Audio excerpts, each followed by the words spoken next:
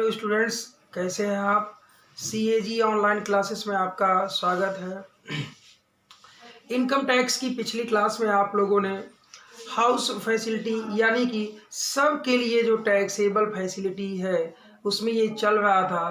तो house facility का valuation आपने किया, साथ में होटल एकोमोडेशन का भी आप लोगों ने स्टडी किया, साथ ही साथ कंसेशनल हाउस की भी स्टडी किया। आज की क्लास में स्टूडेंट्स, आज की क्लास में आपका टॉपिक है interest free loan. Interest free loan यानी कि आप नोट कीजिए, इंटरेस्ट फ्री लोन। यदि आपकी एम्प्लॉयर ने आपको इंटरेस्ट फ्री लोन दिया हुआ है यानी कि बिना ब्याज के लोन की सुविधा दी हुई है, तो ये इनकम टैक्स एक्ट के कुछ प्रोविजंस हैं। इनकम टैक्स एक्ट के कुछ प्रोविजंस हैं। देखिए, पहली बात तो ये such loan up to 20,000 is exempt from tax. Income tax act कहता है कि ऐसा लोन यदि 20,000 रुपये तक लिया गया है एम्प्लॉयर से, तो इसका ब्याज जो होगा वो टैक्स फ्री होगा। इसका ब्याज टैक्स फ्री होगा। साथ ही साथ स्टूडेंट्स, दूसरा, if excess of 20,000 and for specified diseases which are covered according to section 3 of Income Tax Act, such loan, if taken for specified diseases, in this case the interest on such loan is exempted from Income Tax Act section 3A। यानी कि यदि आपने 20,000 रुपये तक का loan लिया हुआ है तो ये एग्जेम्प्ट है। 20,000 रुपये से यदि 1 रुपये भी ज़्यादा लोन लिया है तो 20,001 रुपये भी कंप्लीटली इसका ब्याज टैक्सेबल होगा, न कि 20,000 का आपको डिडक्शन मिलने वाला है। साथ ही साथ स्टूडेंट्स, यदि ऐसे लोन एम्प्लॉयर ने एम्प्लॉई को किसी स्पेसिफाइड डिसीजेस के लिए दिया हुआ है, जिसके उपचार के लिए दिया हुआ है, तो ऐसे लोन का जो इंटरेस्ट होगा वो एग्जेम्प्ट है अंडर सेक्शन 3A के अकॉर्डिंग। साथ ही स्टूडेंट्स, ये लोन या तो एम्प्लॉयर ने दिया हो या तो एम्प्लॉयर के बिहाफ पर किसी और व्यक्ति ने दिया हो, यानी कि it mean loan provides by employer और on behalf of employer. So otherwise, if any otherwise loan provides by employer, if any other loan provides by employer, such interest will be taxable according to as per interest rule SBI from first date. यानी कि loan लेने की जो date है उस date को SBI जितने % से इंटरेस्ट अपने लोन पर लेता है, ऐसे लोन पर लेता है, वह इंटरेस्ट आपके लिए लोन का इंटरेस्ट माना जाएगा और ऐसा इंटरेस्ट आपके सैलरी हेड में टैक्सेबल होगा। आई थिंक स्टूडेंट्स कि ये बहुत आसान है, ये बहुत आसान है। तो आपके एम्प्लॉयर ने यदि आपको इंटरेस्ट फ्री लोन दिया हुआ है तो ये अप टू 20,000 एग्जेम्प्ट है इसका ब्याज, लेकिन इससे ज़्यादा है स्पेसिफाइड डिसीजेस के लिए है और जिसे RBI ने अप्रूव्ड किए हुए हैं, साथ में मेडिकल सर्टिफिकेट भी एम्प्लॉय ने लगाए हुए हैं। तो सेक्शन 3A के अकॉर्डिंग ये आपका एग्जेम्प्ट है। एंड साथ ही साथ स्टूडेंट, ये जो इससे अधिक का इंटरेस्ट है तो ये टैक्सेबल होगा। इससे अधिक का लोन है, इससे अदर कोई लोन है तो इसका इंटरेस्ट टैक्सेबल होगा। और ये जो टॉपिक चल रहा है ना, ये हम लोगों का टॉपिक है सबके लिए टैक्सेबल, यानी सभी कर्मचारियों के लिए टैक्सेबल परक्यूजिट्स चल रहा है। तो स्टूडेंट्स, यानी कि इंटरेस्ट फ्री लोन के बाद जो नेक्स्ट आपका इंटरेस्ट है, जो नेक्स्ट टॉपिक है students, use of movable asset. Use of movable assets यानी कि चल संपत्ति का उपयोग। आप लिखेंगे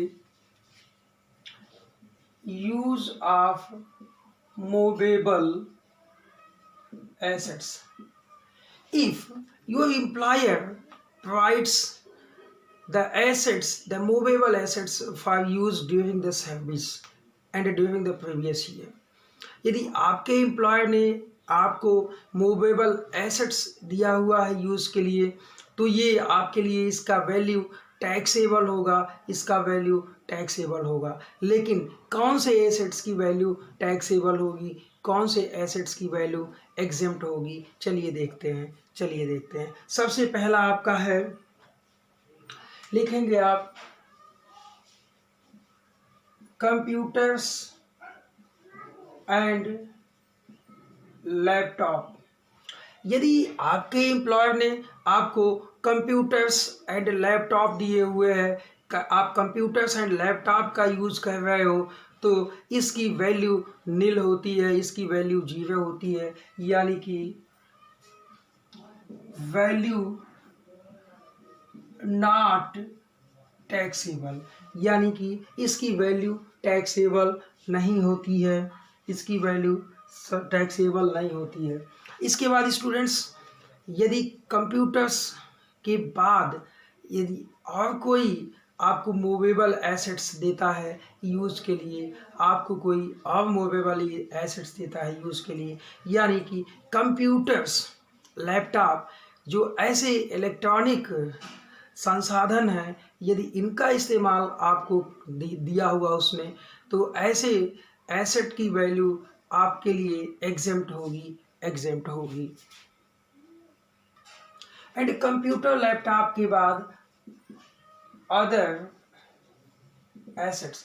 स्टूडेंट्स ध्यान दीजिएगा, आपके एम्प्लॉयर ने यदि कंप्यूटर्स और लैपटॉप के अलावा अन्य कोई एसेट्स आपको यूज़ के लिए दिया हुआ है, तो ऐसे एसेट का यूज़ भाई ऐसा हो सकता है ना, 2 बातें हैं। First, assets owned by employer. यदि एसेट्स ओन्ड बाई एम्प्लॉयर है, इट मीन कि एसेट्स का मालिक एम्प्लॉयर खुद है, तो value of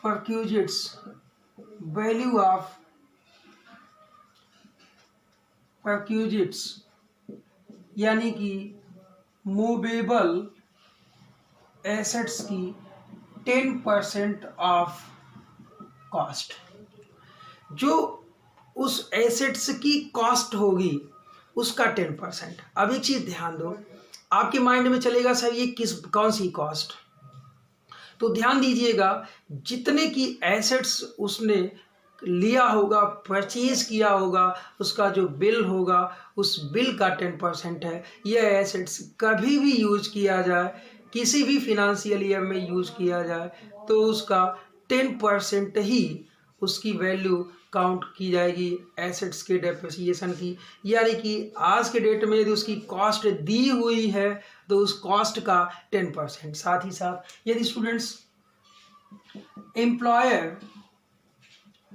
employer is not owner of assets taken on hire और rent.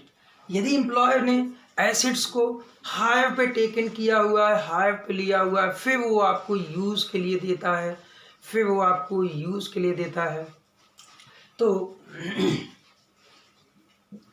Value of assets, value of assets जो होगी वो hire charge or rate paid by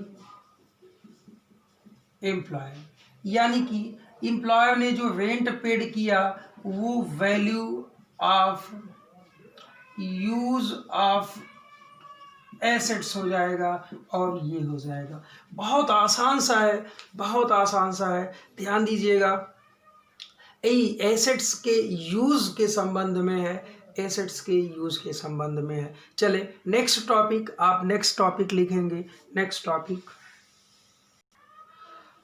topic students आपका, इसमें सबके लिए टैक्सेबल जो परक्विजिट्स है उसमें नेक्स्ट है आपका transfer of movable assets. Note कीजिए हमारे साथ,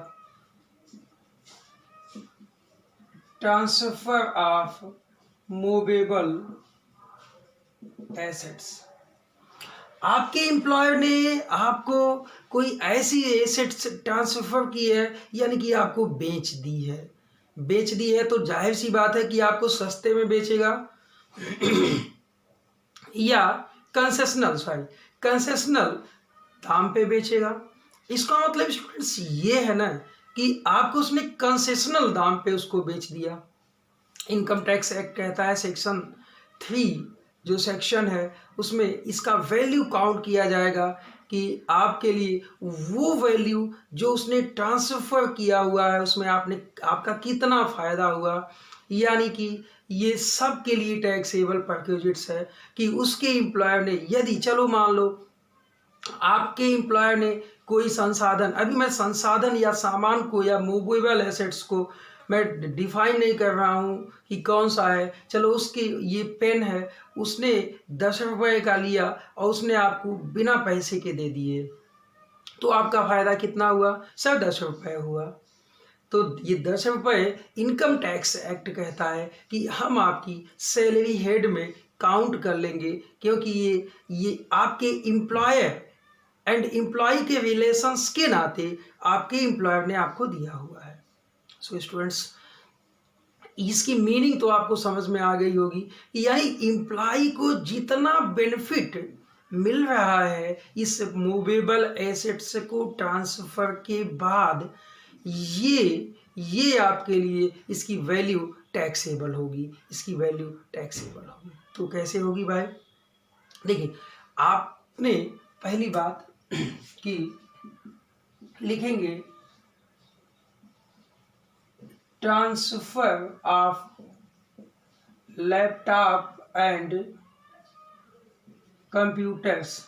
यदि आपके एम्प्लॉयर ने लैपटॉप एंड कंप्यूटर्स आपको ट्रांसफ़र किया हुआ है तो निश्चित तौर पे लैपटॉप एंड कंप्यूटर्स जो ट्रांसफ़र किया होगा इसने इसको पहले किसी दाम पे लिया होगा, किसी दाम में ख़रीदा होगा, कोई इसकी परचेज प्राइस होगी, यानी इसकी कोई कॉस्ट होगी। ठीक है, तो लिखेंगे परचेज कॉस्ट बाई एम्प्लॉयर। जो एम्प्लॉयर की परचेज कॉस्ट होगी उसमें से लेस करेंगे 50% depreciation eight WDV method for each completed year of use. Sir इसका मतलब क्या है? इसका मतलब क्या है आप हमें बता दो। देखो, जब तक आप इसका मतलब नहीं समझोगे ना तो आपको कन्फर्म नहीं होगा। चलो समझाते हैं, ये लिख लो तो ये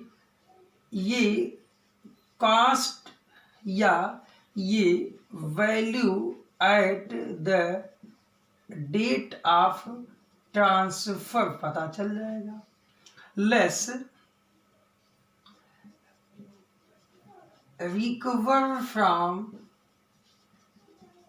एम्प्लॉय, यानी कि एम्प्लॉय से जो पैसे मिल गए वो मिल गए, नहीं मिले तो नील हो जाएगा। ये वैल्यू ऑफ मूवेबल एसेट्स हो जाएगा, ये वैल्यू ऑफ मूवेबल एसेट्स हो जाएगा।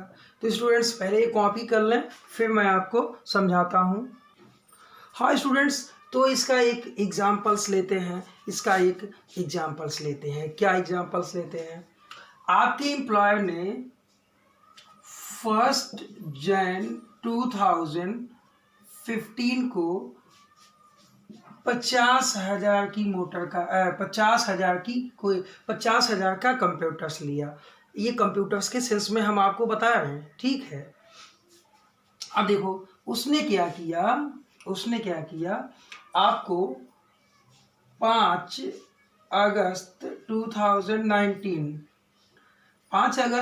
2019 को आपको उसने क्या किया, 10,000 में ये बेच दिया, यानी सेल टू एम्प्लॉई फॉर ₹10,000। ये ध्यान देना। अब क्या है, कब बेचा आपको? 5 अगस्त को लिया, कब था? 1 जैन को। तो ये देखो 1 जैन 2019 से 1 जैन 2015 से 31 दिसंबर 2015। 1 जैन, तो ये इसकी कॉस्ट कितनी थी? सिर्फ 50,000 थी, लेस इसका डेप्रिसिएशन 1 साल का 50%, यानी कि कितना हुआ? 25,000। ये चलो कोई कॉस्ट नहीं रखो, फ्री ऑफ कॉस्ट दे दिया। तो ये एसेट्स बची कितने की? 25,000 की। फिर 1 जैन, ये 15 नहीं लेते बेटा, ये 17 ले लो। 1 जैन 2018 से 31 दिसंबर 2018 तक, यानी कि 50%, 12,500 बचा कितना? 12,500। अब देखो 1 जैन 2019 से कब दिया है? अगस्त 2019 को दिया है। चलो ये कॉस्ट आपने 10,000 रुपये पेमेंट की थी उसको, फॉर ₹10,000। अब देखो 1 जैन 2019 से 31 का 5 अगस्त को किया है ना, 5 अगस्त 2019 तक। मेरे कहने का मतलब स्टूडेंट्स ये है ना कि ये जो वर्ड लिखा है depreciation write down value method for each completed year of use, यानी कि एम्प्लॉयर ने जितने दिन यूज किया है वो केवल completed year of the use होगा। यानी कि आपने 5 अगस्त को लिया है, तो 1 जैन 2019 से 5 अगस्त 2019 तक का, यानी कि यदि 11 मंथ एंड 29 डेज भी इसमें होता तो भी इसका डेप्रिसिएशन काउंट नहीं किया जाता, क्योंकि जब तक कि completed year of the use by employer ना हो तब तक ये हम, यानी कि डेप्रिसिएशन केवल कंप्लीटेड ईयर ऑफ यूज का लगाएंगे, वो भी रिटन डाउन वैल्यू मेथड से। चलो तो आज की डेट में ये देखो डेप्रिसिएशन, दोनों डेप्रिसिएशन घट गया, जितना डेप्रिसिएशन आया वो घट गया। आज की डेट में जो उसकी कॉस्ट बची हुई है, यानी कि value at the date of transfer, ये value at the date of transfer उसकी बची हुई है 12,500। डेप्रिसिएशन घटाने के बाद है बेटा। तो आपके एम्प्लॉयर ने आपको कितने की फैसिलिटी दी? 2,500 रुपये की। तो क्या ये टॉपिक आपके समझ में आया कि नहीं? नहीं सर, समझ में बिल्कुल नहीं आया। चलो मैं फिर से बता देता हूँ। यदि आपके एम्प्लॉयर ने आपको कोई मूवेबल एसेट्स ट्रांसफ़र की, उसमें पहला मैंने रूल्स बताया वो कंप्यूटर्स एंड लैपटॉप का बताया। तो कंप्यूटर्स एंड लैपटॉप्स का जो यूज़ कर लेगा एम्प्लॉयर, जितने दिन यूज करेगा उसकी जो परचेज कास्ट है वो 50% रिटन डाउन वैल्यू मेथड से उसका डेप्रिसिएशन माइनस कर लेंगे, लेकिन completed year of the use. फिर क्या होगा? कि उसकी जो प्रेजेंट वैल्यू है डेप्रिसिएशन घटाने के बाद 2 साल का, ये आती है। यानी जिस दिन एम्प्लॉयर ने एम्प्लॉय को ट्रांसफ़र किया हुआ है, फिर क्या है कि इसकी जो इससे एम्प्लॉय से जो पैसा लिया है वो डिडक्ट कर लेंगे, तो ये फैसिलिटीज़ की वैल्यू हो जाएगी, ये फैसिलिटीज़ की वैल्यू हो जाएगी। चलो नेक्स्ट टॉपिक लिखें students. Next topic, transfer of movable assets में ट्रांसफर ऑफ मोटर कार। यदि एम्प्लॉयर ने अपने एम्प्लॉय को मोटर कार ट्रांसफर किए हुए हैं, मोटर कार ट्रांसफर किए हुए हैं, तो ध्यान दीजिएगा स्टूडेंट्स, यानी कि 20% written down value method charge for depreciation for each completed year of use। Sir इसको भी समझा दो, इसको भी एक एग्जाम्पल्स के माध्यम से समझा दो। चलो पहले मैं समझाता हूँ कि कॉस्ट ऑफ मोटर कार कितनी थी, less depreciation rate of 20% written down value, ये कर लिया। जो आया ये कास्ट ऑफ कार आ गया, कब, up to the date of transfer. अब इसमें से लेस रिकवर फ्रॉम एम्प्लॉय, जो इम्प्लॉय से रिकवर हो गया, जो इम्प्लॉय से मिल गया, उसे डिडक्ट कर लो, ये आ जाएगा वैल्यू ऑफ फैसिलिटी। अब आपके मन में चल रहा होगा सर कोई एग्जांपल भी दे दो। चलो, एक मोटर कार आपने 1 अप्रैल 2016 को लिया, उसकी कास्ट थी 5 लाख। अपने एम्प्लॉय को आपने 1 जुलाई 2019 को 1 लाख में सेल कर दिया। ध्यान दीजिएगा, इसी में मैं समझाना चाहता हूँ कि 1 अप्रैल 2016 को आपने एक कार लिया, जिसकी जिस डेट को लिया है, इस डेट के बाद पिछले साल 2019 में, यानी 1 अगस्त 2019 को इस कार को आपने ट्रांसफ़र किया अपने एम्प्लॉय को, यानी कि 1 लाख रुपए में। चलो ठीक है, ये ध्यान देना। तो डेप्रिसिएशन देख लो कैसे निकलेगा। डेप्रिसिएशन, कार की कॉस्ट कितनी है सर, 5 लाख रुपए, लेस डेप्रिसिएशन कितने दिन का, 1 अप्रैल से 31 मार्च, कौन सा भाई, 1 अप्रैल 2016 से 31 मार्च 2017 तक का, यानी कि 1 अप्रैल 2016 से 31 मार्च 2017। तो ये तो आ जाएगा, यानी कि 20% की दर से 1 लाख, कार की वैल्यू बची 4 लाख।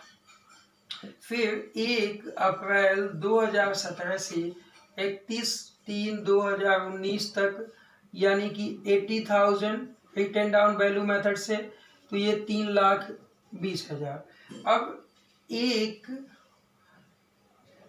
अप्रैल 2000, ये 1 अप्रैल 2018 से 31/3/2019 तक, यानी कि 64,000। तो 0 0, 10 में से 4 गया 6, 9 में से 6 गया 3, यहाँ बचेगा 31,000, यानी 3,13,600 की कार आपकी 1 अप्रैल 2019 को है। ध्यान देना, ट्रांसफ़र कब किया है, 1 जुलाई 2019 को। तो मैंने कहा कि 1 अप्रैल 2019 को कार की कॉस्ट 3,13,600 है स्टूडेंट्स। लेकिन ये देखो, 1 अप्रैल के बाद 1 जुलाई कंप्लीटेड ईयर नहीं है यूज का, तो उस उतने दिनों का डेप्रिसिएशन काउंट नहीं किया जाएगा। यानी हमने आपको पहले ही बता दिया each completed year of the use. तो ये देखो कास्ट ऑफ मोटर कार कितनी आई सर, 3,13,600 की आ गई। ठीक है, अब देखो घटा दो, 0 0 10 में से 6 गया 4, 10 में से 9 में से 3 गया 6, ये बचेगा 9 में से 1 गया 8, यहाँ 4 में से 3 गया 1, 1,86,000 रुपये। यानी कि आपने आपने क्या किया, इस कॉस्ट को इसमें से घटा दिया। ऐसा ही आज के डेट में इस कार की जो कॉस्ट है वो डेप्रिसिएशन घटाने के बाद 3,13,600 की आई हुई है। इसमें से रिकवर फ्रॉम एम्प्लॉय, आपने एम्प्लॉय से कितना लिया सर, एम्प्लॉय से 1 लाख लिया, तो एम्प्लॉय को फैसिलिटीज कितने दी, 2,13,600 की दी। बहुत आसान है, बहुत आसान है। यानी कि आप डेप्रिसिएशन घटा लो, उसकी ट्रांसफर डेट को यानी कि कंप्लीटेड ईयर ऑफ यूज के डेट को, आप उसकी कॉस्ट को देख लो, उसकी कॉस्ट कितनी बची हुई है, उस कॉस्ट को आप उस कास्ट में से, भाई इतने की कॉस्ट की कार बची हुई है, आपने इतने में दिया तो आपने इतना फायदा किया। ठीक है, तो स्टूडेंट्स ये टॉपिक आपको समझ में आया होगा। इसके बाद भी एक topic transfer of movable assets में बचता है, इसको आप कॉपी कर लें जल्दी से। अब लिखें students transfer of other assets, यानी कि कंप्यूटर इलेक्ट्रॉनिक्स के बाद, मोटर कार के बाद ट्रांसफर ऑफ अदर एसेट्स लिखेंगे ट्रांसफर ऑफ अदर एसेट्स। आपने यदि कोई अन्य एसेट्स यानी मोटर कार के बाद यदि कोई अन्य एसेट्स ट्रांसफर किया है कंप्यूटर से इलेक्ट्रॉनिक के बाद, तो क्या होगा, लिखेंगे deduct the depreciation at the rate of 10% per annum by fixed method and balance will be cost of assets and any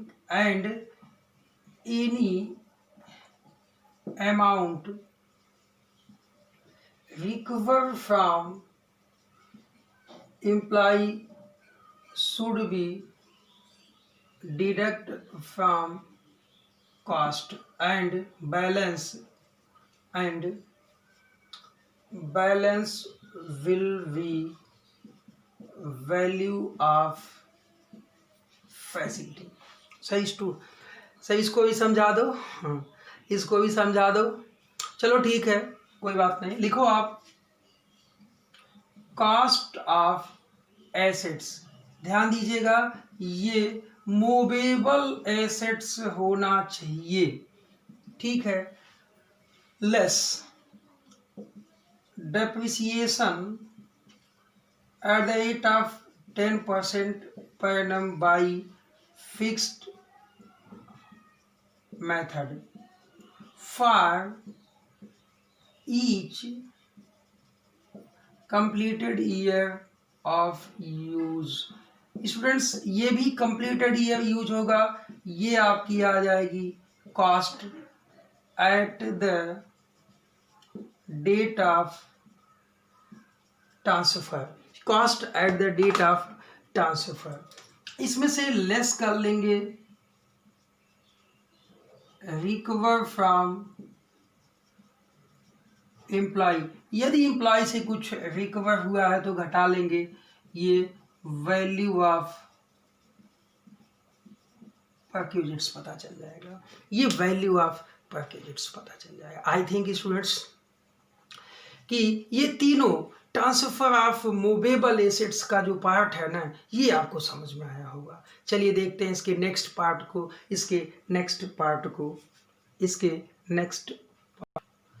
हाँ स्टूडेंट्स, लिखेंगे आप नेक्स्ट। ये सबके लिए टैक्सेबल पैकेजेस है, यानी कि आपका पार्ट्स अभी वही चल रहा है, सबके लिए टैक्सेबल पैकेजेस, यानी taxable packages for all types of employee. तो लिखेंगे फ्री फूड फैसिलिटी। ध्यान दीजिएगा स्टूडेंट्स, ये यदि आपका एम्प्लॉयर आपको फ्री फूड फैसिलिटी देता है, यानी कि आपको भोजन की सुविधा देता है, तो निश्चित तौर पर आपको मालूम होगा कि डिफरेंट कंपनियां, वेरियस कंपनियां अपने एम्प्लॉय को भोजन की भी सुविधा देती हैं। 24 घंटे में 1 टाइम भोजन की सुविधा देती हैं, यानी कि फ्री फूड फैसिलिटी देती हैं। तो इसके कुछ कंडीशंस हैं, पहला T and simple T and snacks लिख सकते हो आप, T and snacks and simple, यदि हल्का नाश्ता, T at the duty time. T snacks हल्का नाश्ता जो कि ड्यूटी के समय मिलता है, it is exempt, it is exempt. हाँ, पेय, वाइन जो ड्यूटी के लिए आवश्यक हैं, जैसे सेना के नौजवानों को जो सियाचिन या ऐसे ठंड प्रदेश में, ठंड जगहों पे उनकी ड्यूटी है, तो वहाँ उनको जो पेय दिए जाते हैं, टी स्नैक्स, ये सब कार्यालय समय में यदि दिया जाता है तो ये एग्जेम्प्ट होता है, साथ ही साथ स्टूडेंट्स, अदर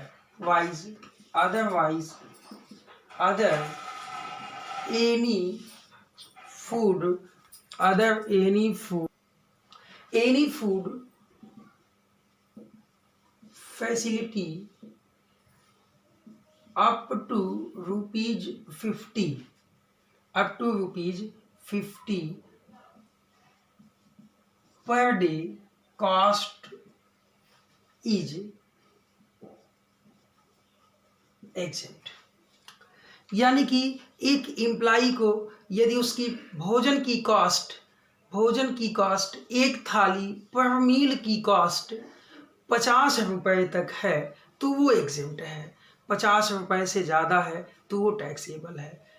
यानी कि कार्यालय समय में, नेक्स्ट आप इस लेक्चर्स में आप जान लें, बहुत लिखने की नीड नहीं है। कार्यालय समय में यानी ऑफिस टाइम पे यदि कोई नाश्ते की सुविधा, टी स्नैक्स या कोई पेय जो देते हैं वो एग्जेम्प्ट होगा। अदरवाइज यदि आप फूड देते हैं, फूड की फैसिलिटी देते हैं, तो ऐसे फूड की फैसिलिटी 50 रुपीज़ तक यदि उसकी कॉस्ट है पर मील पर डे, यानी एक दिन में एक थाली का हिसाब होता है, तो ये 50 रुपये तक एग्जेम्प्ट है, इससे अधिक टैक्सेबल होगा। साथ ही साथ स्टूडेंट्स, यदि एम्प्लॉय को उसका एम्प्लॉयर कहीं जो ड्यूटी के लिए आवश्यक पेय या कोल्ड ड्रिंक्स या जो भी देता है वो फुली एग्जेम्प्ट होता है। तो स्टूडेंट्स,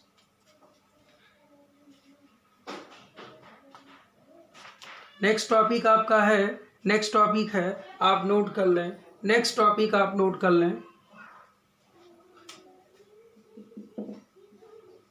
गिफ्ट और टोकन फैसिलिटी। स्टूडेंट्स, इसमें लिखने वाली बात, समझाने वाली बात कुछ है नहीं, लेकिन आपको बता देते हैं कि एक एम्प्लॉय को इनकम टैक्स एक्ट कहता है कि यदि उसका एम्प्लॉयर प्रीवियस ईयर में कोई गिफ्ट देता है या कोई टोकन या वाउचर देता है कि जिससे कि उसे कोई वो बेनिफिट, वो गिफ्ट जाके ले सकेगा, तो total amount up to 5,000 of gift in previous year is exempt. यानी 5,000 रुपये तक यदि आपको टोटल पूरे साल भर में जितना गिफ्ट उसने दिया हुआ है सबकी कॉस्ट 5,000 रुपये तक है तो एग्जेम्प्ट हो जाएगी। नेक्स्ट लिखें स्टूडेंट्स, नेक्स्ट लिखें क्रेडिट कार्ड फैसिलिटी। नेक्स्ट लिखें क्रेडिट कार्ड फैसिलिटी। इसमें कुछ भी लिखने लायक नहीं है, न तो कुछ, बस केवल सुन लीजिए। जो क्रेडिट कार्ड की फैसिलिटी है और जितना पैसा आपने क्रेडिट कार्ड से एक्सपेंस किया है व्यक्तिगत, वो पैसा यानी कि जितना एम्प्लॉयर ने खर्च किया हुआ है उस सब का सब आपके लिए टैक्सेबल हो जाएगा, आपके लिए टैक्सेबल हो जाएगा। नेक्स्ट, क्लब एक्सपेंसेस, यानी कि क्लब एक्सपेंसेस का मतलब ये कि आपके एम्प्लॉयर ने आपको क्लब की सुविधा दी हुई है, तो इसका क्लब का जो भी व्यय एम्प्लॉयर्स के लिए जितना भी व्यय एम्प्लॉयर ने किया होगा वो सब के सब एम्प्लॉय की सैलरी में टैक्सेबल हो जाएंगे। स्टूडेंट्स, एक टेक्निकल टर्म्स आज और हम आपको बताने वाले हैं, क्योंकि अब तक जितने भी परक्विजिट्स हैं उनकी स्टडी देखो, ऐसे परक्विजिट्स कि जितने परक्विजिट्स फुली टैक्सेबल थे, यानी कि फुली नहीं सॉरी, जो सभी कर्मचारियों के लिए टैक्सेबल थे उनकी स्टडी आपने किया। साथ ही साथ स्टूडेंट्स आपको बता दूं फाइनल टॉपिक इसमें कि obligations, employee obligations paid by employer. Note कीजिए एम्प्लॉय ऑब्लिगेशंस